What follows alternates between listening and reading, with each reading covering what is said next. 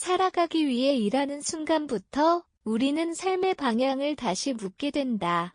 번아웃 시대의 실존 철학 45. 일의 의미 재정의 대시 우리는 왜 일을 삶의 전부로 만들었는가? 현대 사회에서 직업은 단순한 역할이 아니다. 그 사람의 위치이고 능력이고 사회적 가치처럼 여겨진다. 그래서 사람들은 무의식적으로 자신을 일로 설명한다. 저는 회사원입니다. 저는 교사입니다. 저는 사업가입니다. 물론 일은 중요하다. 문제는 직업이 인간 전체를 대신하기 시작하는 순간이다. 그때 인간은 존재 자체보다 성과와 역할로 평가받기 시작한다. 과거 인간에게 노동은 살아가기 위한 수단에 가까웠다. 하지만 현대 자본주의는 이를 삶의 중심으로 재구성했다. 끊임없이 성장해야 하고 자기계발해야 하고 생산적이어야 한다고 말한다.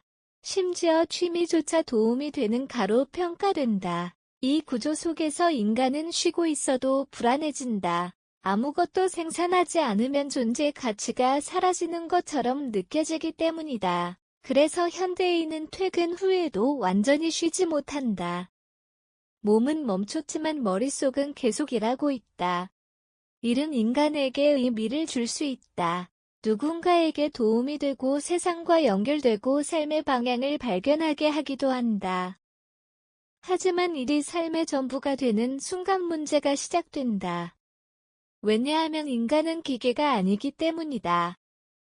사람은 일 외에도 사랑하고 쉬고 관계 맺고 멍하니 하늘을 바라보며 살아야 하는 존재다. 그런데 현대사회는 그 모든 시간을 비생산적인 것으로 취급한다. 결국 인간은 존재 자체가 아니라 요일로만 평가받기 시작한다.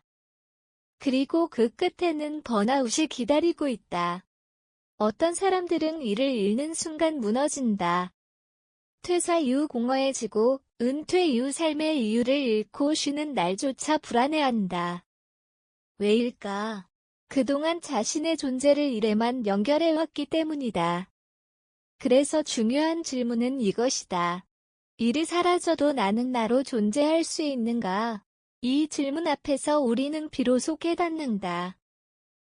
삶은 노동만으로 완성되지 않는다는 것을 마침표 잃은 삶을 지탱해야 한다.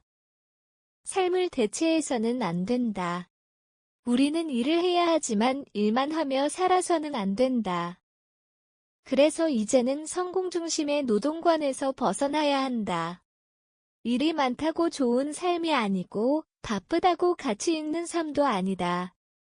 진짜 중요한 것은 일을 통해 무엇을 얻었는가가 아니라 그 과정 속에서도 자신을 잃지 않았는가이다. 우리는 오랫동안 열심히 일하는 삶을 이상으로 배워왔다. 하지만 인간은 노동만으로 존재하는 존재가 아니다. 삶은 성과만으로 완성되지 않는다. 사랑, 관계, 쉼, 기쁨, 고독, 사유. 그 모든 것들이 함께 있어야 비로소 인간다운 삶이 된다.